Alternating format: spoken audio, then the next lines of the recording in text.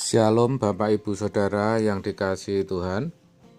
Seri pengajaran hari ini berjudul Dua Cara Tuhan Melindungi Kita. Saudaraku, saya ajak terlebih dahulu memeriksa apa yang tertulis dalam 1 Samuel 30 ayat 23.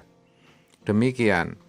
Tetapi Daud berkata, "Janganlah kamu, saudara-saudaraku, berbuat demikian dengan apa yang diberikan Tuhan kepada kita, sebab Ia telah melindungi kita dan menyerahkan ke dalam tangan kita gerombolan yang menyerang kita." Jelas itu ungkapan Daud yang menyatakan perlindungan daripada Tuhan, di mana Tuhan menyerahkan gerombolan yang menyerang mereka. Itu membuktikan bahwa perlindungan Tuhan itu nyata atas setiap orang yang mengasihi Dia. Saudaraku, sejatinya kita tidak perlu meragukan perlindungan Tuhan atas diri kita.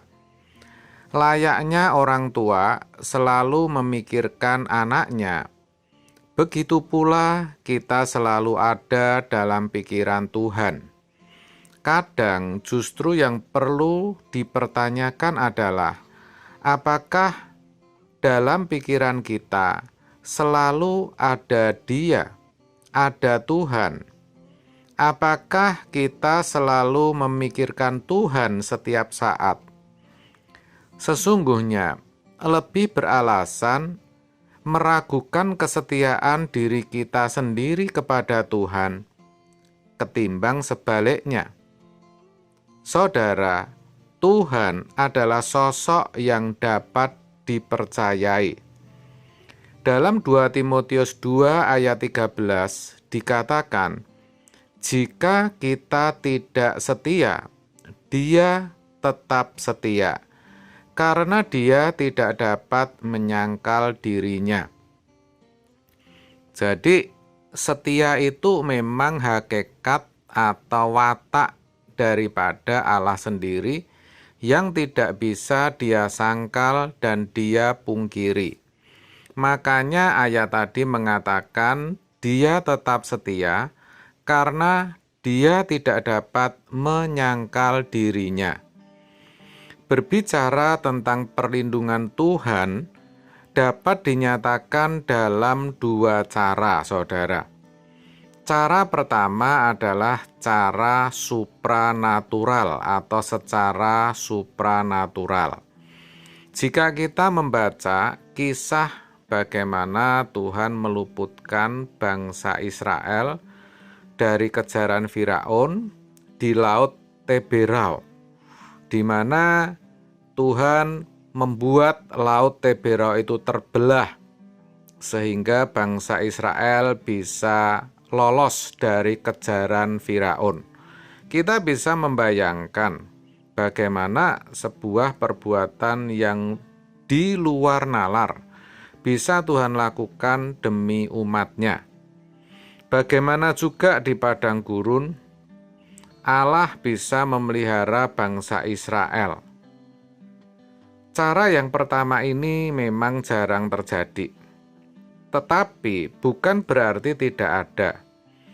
Kita banyak mendengar kisah bagaimana orang-orang diluputkan Tuhan dari malapetaka secara ajaib. Bahkan meskipun mereka tidak pernah memintanya. Barangkali di antara saudara juga ada yang pernah mengalami. Misalnya, mengalami kecelakaan maut, tetapi selamat dan tidak terluka. Mengalami mukjizat kesembuhan dari suatu penyakit yang mana dokter sendiri sudah angkat tangan, dan sebagainya. Jadi, memang perbuatan tangan Allah secara supranatural di dalam melindungi umatnya itu sampai sekarang masih ada. Tetapi memang hal itu tidak dialami oleh semua orang. Ini penting dan harus kita sadari betul. Itu cara yang pertama. Cara kedua adalah cara yang natural. Tuhan melindungi kita dengan cara-cara yang natural. Misalnya, memberi kita hikmat atau pengertian tentang sesuatu agar kita tidak tertimpa musibah. Kalau ada siaga 1 untuk tsunami misalnya, kita harus mengindahkan. Juga himbauan untuk tetap menjaga prokes, mengikuti vaksin, adanya pantauan kecepatan dalam berkendara, pola hidup sehat yang banyak kita dengar.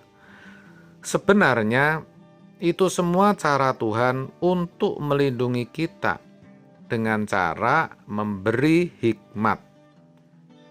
Dalam Alkitab, kita juga menemukan bagaimana Tuhan menuntun Nuh untuk membuat bahtera guna menghadapi air bah.